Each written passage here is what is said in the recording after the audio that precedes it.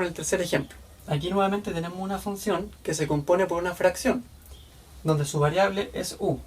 Y entonces nuevamente nos preocupamos por el denominador. El denominador entonces nunca puede ser 0.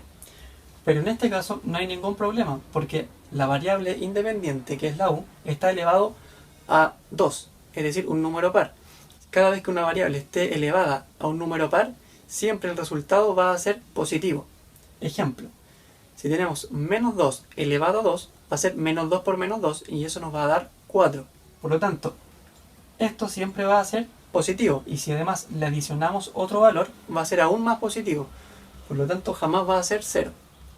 Así que el dominio de esta fracción, por lo tanto, el dominio de esta función son todos los reales. Ahora vamos con algunos ejemplos donde en la función hay involucradas raíces con índice par. Bueno, aquí tenemos un ejemplo de una función que hay una raíz a la sexta, es decir, con índice par. Por lo tanto, su dominio tiene alguna restricción. ¿Cuál es la restricción? Que lo que está adentro de la raíz no pueda ser negativa, es decir, desde el 0 hacia los números positivos. Por lo tanto, tomamos lo que está dentro, x menos 16, y decimos que tiene que ser mayor o igual a 0. Entonces ahora despejamos x y nos queda que x va a ser mayor o igual a 16. Por lo tanto, su dominio va a ser este. El dominio de la función va a ser con x perteneciente al conjunto de los reales desde corchetes cerrados 16, infinito positivo. Es decir, toma el 16 y luego puede tomar cualquier valor hasta el infinito positivo. Aquí tenemos un segundo ejemplo.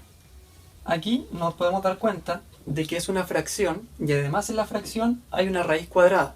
Por lo tanto tenemos dos tipos de restricciones. Primero, que como es raíz cuadrada, lo que está adentro no puede ser negativo. Y además como es un denominador, tampoco puede ser 0. Por lo tanto, lo que está acá, que es t menos 1, debe ser estrictamente mayor que 0. Entonces no puede ser negativo porque está en una raíz cuadrada y además no puede ser 0 porque está en un denominador de una fracción. Por lo tanto tiene que ser estrictamente mayor que 0. Despejamos la variable t mayor que 1. Por lo tanto, el dominio de esta función es con t perteneciente a los reales, pero desde 1 sin tomar el 1 hacia el infinito positivo.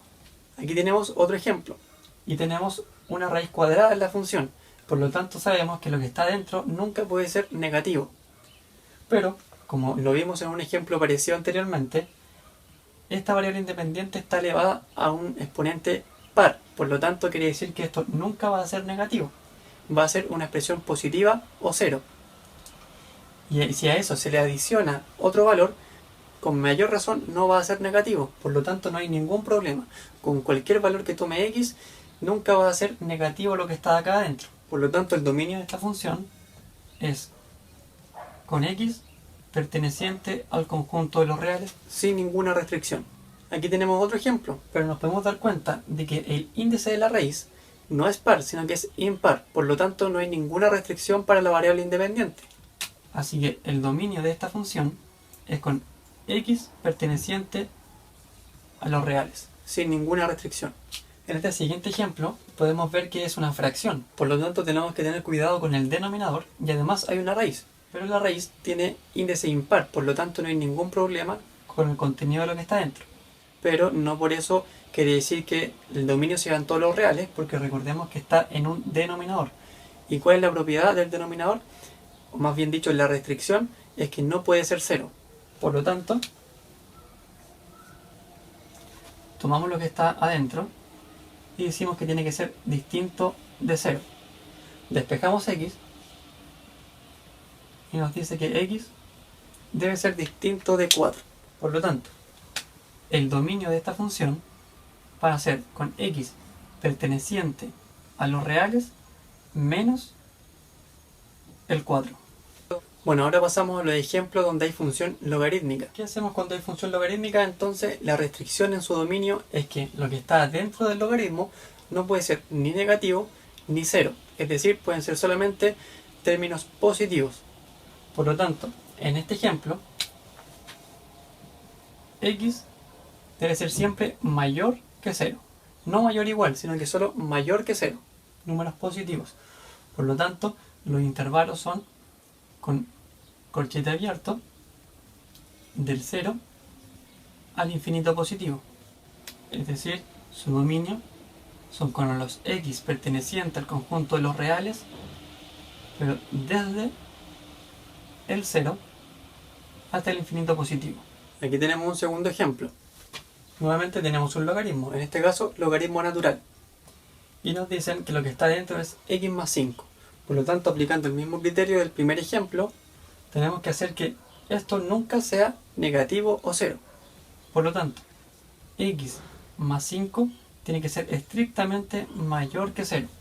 Y al despejar x, nos queda que x debe ser estrictamente mayor que menos 5. Por lo tanto, su dominio va a ser con x perteneciente al conjunto de los reales, pero desde el intervalo de corchete abierto menos 5 hasta el infinito positivo. Bueno, aquí tenemos un último ejemplo de una función logarítmica donde en su interior además es una fracción. Por lo tanto, tenemos que asegurarnos de que toda la fracción no se haga ni 0 ni tampoco sea negativa. Además, que el denominador tampoco sea 0. Por lo tanto, lo primero que tenemos que saber es que x menos 4 tiene que ser distinto de 0. Al despejar x, nos dice que debe ser distinto de 4. Además, la única forma de que esta fracción sea 0 es que el numerador sea 0, y es 12, así que jamás va a ser 0. Y para que esta fracción sea negativa, es que el denominador sea negativo. ¿Por qué? Porque el numerador es positivo, y cuando tenemos algo positivo por algo negativo, decimos más por menos, menos. Así que, como queremos que sea positivo y no negativo, el denominador tiene que ser positivo, porque más por más, más. Por lo tanto, x debe ser mayor que 4, porque si es 4, nos da 0, y si es menor que 4, nos daría una resta negativa. Por ejemplo, si fuera 3, sería 3 menos 4, y nos daría menos 1. Por lo tanto, el dominio de esta función es con los x pertenecientes a los reales, pero desde el intervalo 4 hacia el infinito positivo, con el corchete abierto porque el 4 no lo toma.